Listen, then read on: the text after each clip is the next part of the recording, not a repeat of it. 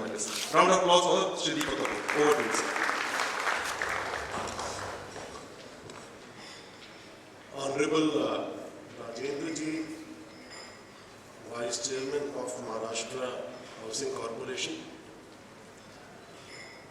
Bakshi Sir, Chairman of Maharashtra Water Regulatory Authority, Anthony Sir, ex-Chief Secretary of Madhya Pradesh and currently Chairman Rera,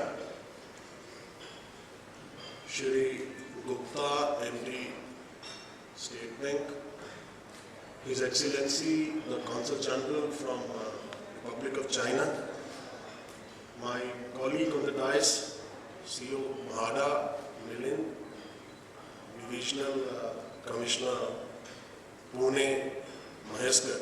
I am combining Milind and Maheskar now. Representative from Naredco and our constant harasser number 1, Shri Rajan Pandekar. Representative from Redai and my harasser number 2, Shri Romil. Representatives from various states, various corporations, and esteemed friends. Honorable Governor, for some reason, has not been able to come, and Honorable ACS is held up in an official meeting. मित्रों मराठी मध्ये एक म्हण असते की प्रमुख पाहुणे जरी नाही आले पण लग्नाचा जर वेळ ठरलेला असेल तर लग्न तर उरकून घ्यायचाच असते. For very sensitive reasons, I will not translate into English so that very few people can understand. I first of all will like to congratulate Dr. Gupta for again organizing. I remember being with him almost a year ago, Dr. Gupta. We had organized a very successful housing conference. This year, I believe that the conference assumes much more and much vital significance. I'll come to that later since I'm only supposed to give a welcome address. I'd like to keep it brief. This conference is of extreme importance, especially to Mahada and SRA and my esteemed friends from various bodies like Naredco and Kredai. Because Maharashtra is an extremely big state and the kind of number of houses which we are building in PMAY is humongous. I believe there is a session in the afternoon where various collectors and divisional commissioners and chief officers of various corporations and commissioners will share their experiences as to how PMAY is going ahead and facing certain problems in semi-urban and urban areas. Coming to Mumbai itself, where SRA is building houses for slums, you will be surprised to know that I know this is a very shocking number. It still shocks me after working in SRA for a long time that 48.7% of Mumbai lives in slums. That means almost every second person lives in slum.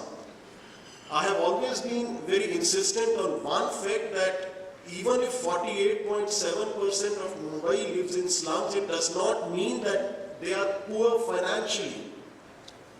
Financially, they are well off. The issue is the civic amenities which they have are very poor. I keep on visiting, in fact, I will like to tell Bakshi sir and Anthony sir that whenever I visit slums, sir, I always come back with a huge inferiority complex which I tell my wife. Every time I visit a slum and talk to slum people, they have much smarter smartphones than the city. And I'm supposed to give them, we are supposed to give them free houses. Financially, they are not poor, sir. The civic amenities they face, I mean, they may be living in a house inside, if you go, you'll have the swankiest of refrigerators and smartphones and motorbikes. But the moment you come out, there is no sewage, there is no drainage, drinking water is not available, garbage all around. This is a very peculiar situation which only Mumbai has.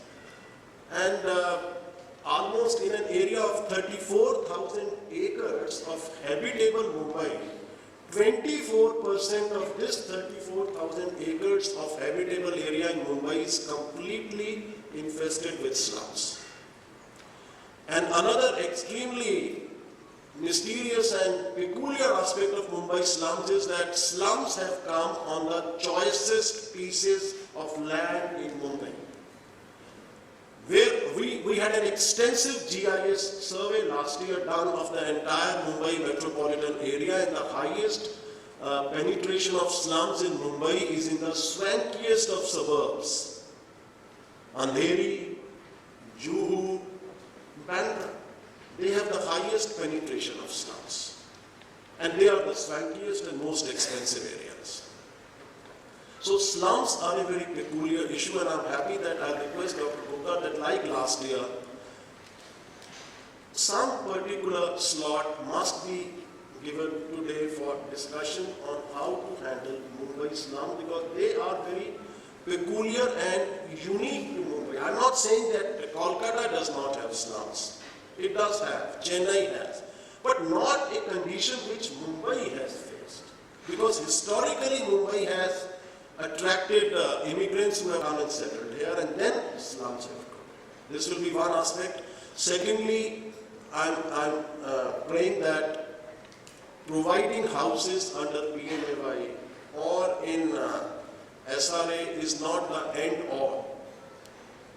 Houses, friends, are only a small part of a very large ecosystem. Unless we can discuss and debate on the quality of life which we are providing to various citizens, slum dwellers, merely providing a house does not complete a picture.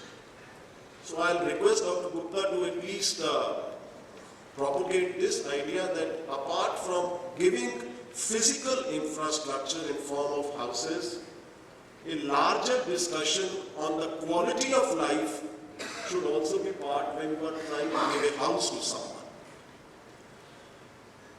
Currently, my friends from Naredco and Credai will vouch for it, that market does have a slum. And this has its own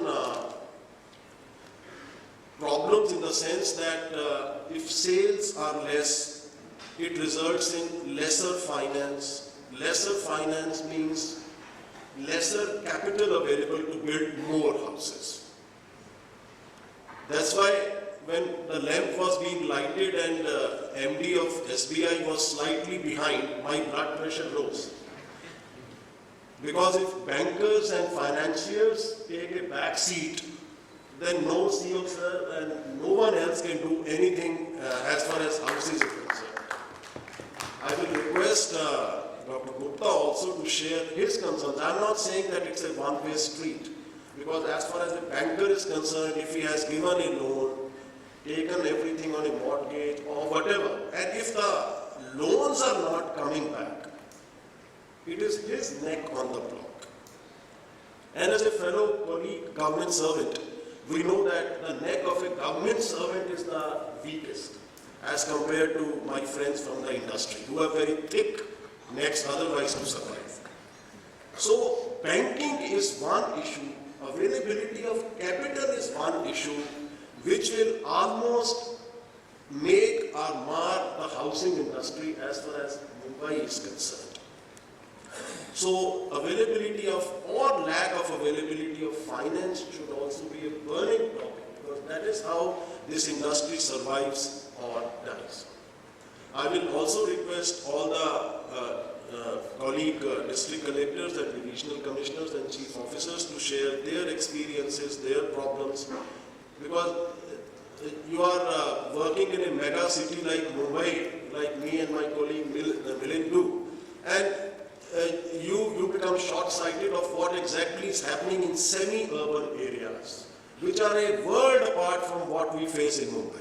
So what their concerns are, their issues are, it's an excellent occasion for that to discuss. I'm extremely glad, and I thank Dr. Gupta that on an early morning charged atmosphere in Mumbai, we have a full house.